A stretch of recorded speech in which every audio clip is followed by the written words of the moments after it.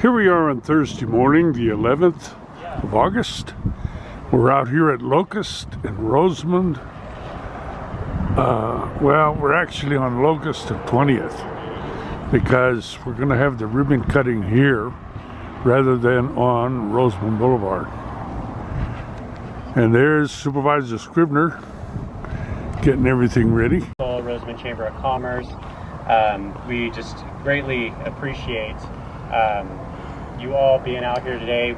We started a little early because we know it's warm, and so we're going to get right to it. Many partners came forward to make this project possible, and so, as I said, I want to thank our Public Works Department from Kern County, the Roseman Chamber of Commerce, the Roseman Municipal Advisory Council, and the Southern Kern Unified School District, and our local law enforcement officials. I requested this project to be looked at carefully due to the concerns about pedestrian safety and the community's need for infrastructure in the surrounding area. Knowing that Roseman Elementary School is less than a half a mile away from this project. My district director, Laura Lynn Wyatt, who's right there. Laura Lynn, raise your hand. I'm sure most everybody knows you. And she and the Roseman Chamber of Commerce were instrumental in arranging the community meetings and gathering information and community support for the Kern County Public Works grant application. I really want to stress that these grants are highly competitive, and the support of the community, the letters of support, the community meetings where we get input are so critical in the successful grant application process. I mean, these grants are awarded when the community shows support and turns out for it. So congratulations to the community of Rosamon for helping to get this grant application approved.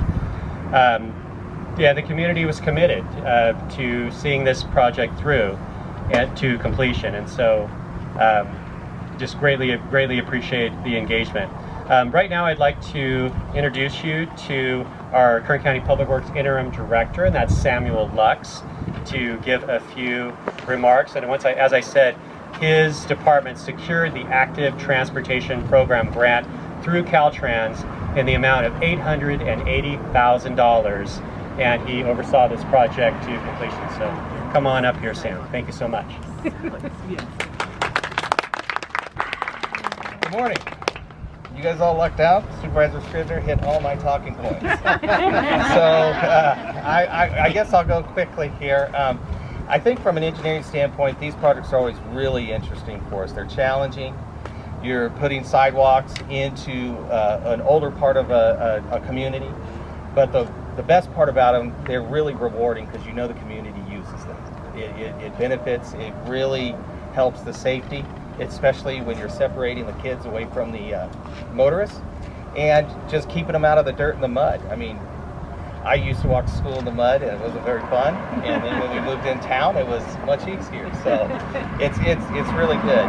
This project we got two grants. We got an ATP grant for $880,000, and then we also got a community block grant for $550,000. So we had about $1.4 million in grant funding that really made this project possible. I want to thank Lorelei for helping us get that as well. I really want to sit back though and thank Supervisor Scrivner and his staff for the support all the way through the project from the beginning and then all the way through construction. Laura Lynn was very helpful in letting us know if there was anything going on out here. She's a great resource and she gets in touch with us very quickly, so I really want to say thank you for that. I also want to thank Michael Dielenbach from my staff. He was in the advanced planning group that applied for the grant and worked through all that process. Then he moved into right-of-way and utilities and basically just followed this project all the way to the end.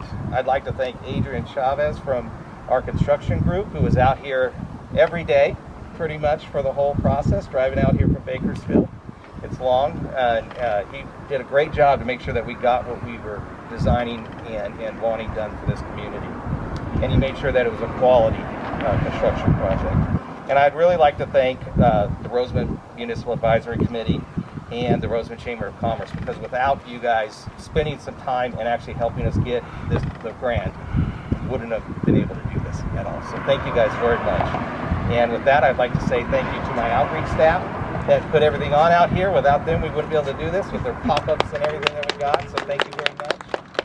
And I look forward to doing many more projects in this community. Thank you.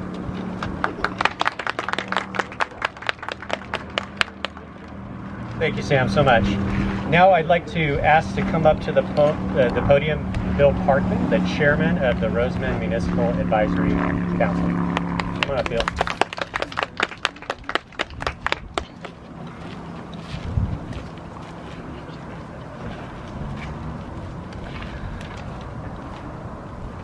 This was a project long in coming that was needed, and I'm glad to see that it has culminated in a finished product. I've watched kids out here walking around, and I'm thinking about rainy season, and this is going to really make their trek to school a lot better. And I appreciate the effort by everyone involved, and especially the Public Works Department. You guys are inspiring folks in this community to do things better. And I'm looking forward to seeing more great things here in Rosamon. Thank you.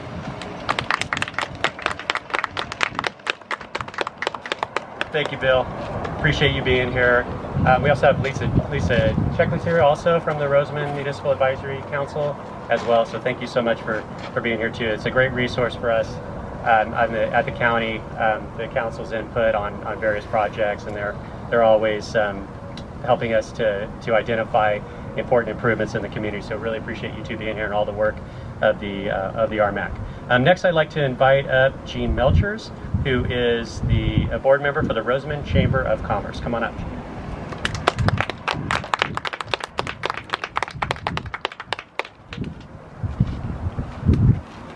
Thank you. I'd like to just say a few words about how this project is not only going to improve the safety for children, but it'll be a quality of life issue that people will want to come and live here in Roseman with the improvements that we're going to be making, and the businesses will want to do business here with the improvements. This is great. I want to thank everybody who is involved, from starting with Zack and on down to the contractor that put this in. They did a nice job, and it'll be a great improvement. So thank you very much.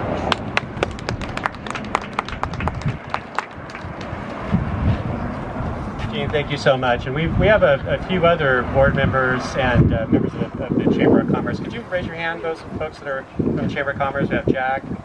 Thank you, Jack. Thank you so much for being here. Appreciate you. Thank you.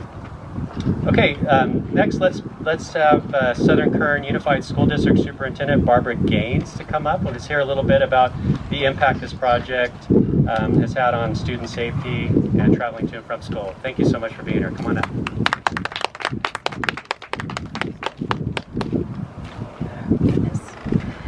Good morning. It's a pleasure to be here on behalf of the Board of Trustees of Southern Kern. I want to thank you for having us here this morning. I want to first extend a huge appreciation to the Kern County Department of Public Works and also the Office of Supervisor Scrivner. And Laura Lynn, where did you disappear to? Back there hiding. One thing I've learned about Laura Lynn, when she sets her mind to something, it's done. So Laura Lynn, you have no idea how much this was needed in the central part of Roseman, going all the way out to, I believe, the near Division, the United Street Park.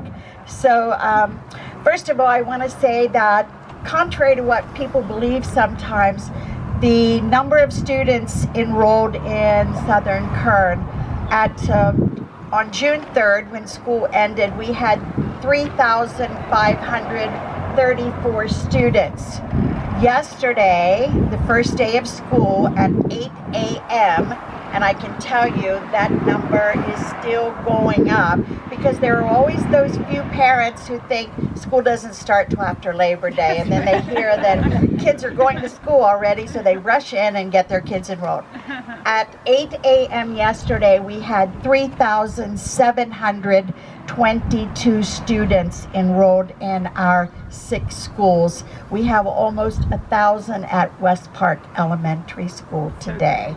So I can't say that, although we have many bus trips that bring our students to and from their bus stops, we also have many of our young people, especially as the supervisor mentioned, with Roseman Elementary right within just a hop, skip, and a jump, and they're approaching a little over 900 students that will really make use of these walkways and these pathways. And I'm probably not going to get it right, Laura Lynn, but are they meridians? What are these divider things that keep the cars on the right side of the road? These are going to be so helpful, especially when our students walk across the street to get them where they need to be. So it also helps our crossing guards, having the easement to actually enter the kids onto the roads. So this was a well-planned venture.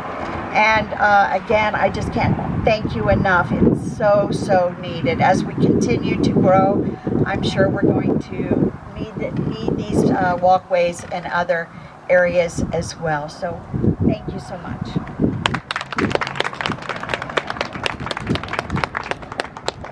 Thank you, Barbara, so much. Really appreciate you being here and providing your perspective. Finally, I'd like to welcome California Highway Patrol Lieutenant Commander Maria Pagano to the podium and get her perspective on how this project might improve safety. Thank you so much for being here.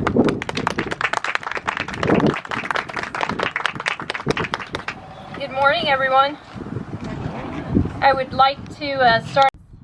It's an honor to be here in the community of Roseman as we celebrate the Kern County Public Works pedestrian path improvements. I first worked out here in 2013 as a sergeant, and what I saw was dirt, right? Like a lot of you have talked about. So it's great to come back and see the project finish.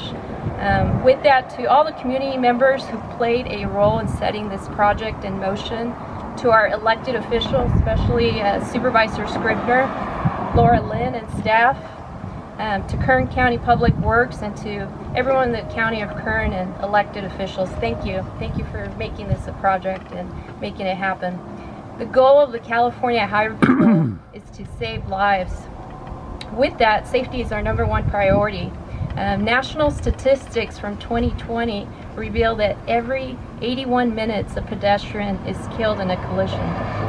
Those statistics are just numbers, but what's truly heartbreaking is the loss of a father, of a mother, of a child, of a brother, of a sister.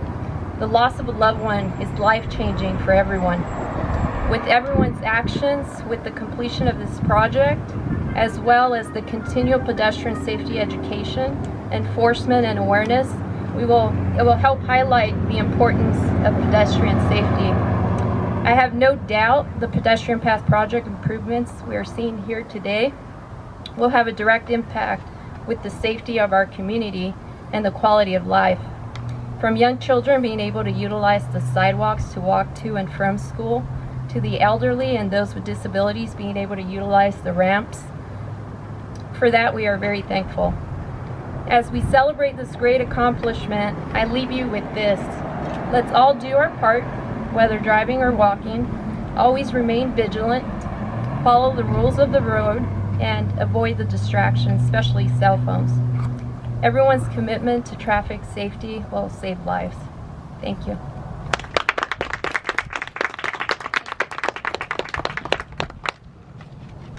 Thank you, Maria, so much. So the pedestrian path improvements on Rosamon Boulevard and 20th Street West will serve to provide safety and encourage alternative ways of transportation and mobility, such as bicycling and walking. As Kern County Public Works Interim Director Sam Lux mentioned, the department's improvements were part of the Safe Routes to School project, which will encourage walking and bicycling to school and furthermore connect the community. I'd like to once again thank all of you who were involved in this project. and for coming out today to help us celebrate this exciting new improvement. And so now I'd like to invite everybody to gather up and we'll do the ribbon cutting. And photos. Thanks so much. I'll send you something on that. Yeah, yeah. Thank you, our speakers today. Barbara, come on in, please. Don't be shy, guys. Get up there. Let's get some more folks here. Pam, come on, Pam, Terry. Lisa, I see you taking pictures. Fran, Come on, guys. All right. Okay, gather on in here, okay? Ready? Okay, ready? 1, 2, 3. Woohoo! Thank you, everybody. And so then up there, I know that the 20th and Roseman Boulevard is a concern for a long time for the school right there. Yes. So anything specific with this project that really helped address that? No. Really, we hit the intersection where you had it's controlled. So we're okay. The problems that we have been getting up there in that area is the people coming off the ramp, trying to make it's car traffic. Yes, and it's the I want to say it's the intersection that you would make your left on to go up to the park up there. Right. And we're still working our way through that. Okay. I'm not exactly sure what I'm going to do there, and I've got whatever I do there, I've got to do in conjunction with Caltrans. Okay. Because the ideas that have been thrown out to me don't work unless I find another way out Okay. up there, because a lot of people come out of there and go this way, and if I put a median in there not to allow that, then how do they get out? They have to go down and make a U-turn somewhere across the bridge, and that's not beneficial right now. So we're trying to figure out if there's another route I can pave over to Sierra Highway. Okay. And see if I can do that. We've been looking at Like a that back for route? Mhm. Okay. Yeah, we've been looking at that for 2 years now. Okay. I've been working through, and then I got kind of pulled off that because they started me looking over here to see if I can get a second route across the railroad. Okay. So I've Yeah. been looking at that too. Okay. So those are all projects in the works. All projects we're trying to find, for sure. You know, it's difficult, but we'll find a way. Okay. And I know that there was a lot of work done as far as getting sidewalks going all the way down Roseman Boulevard, down even across there.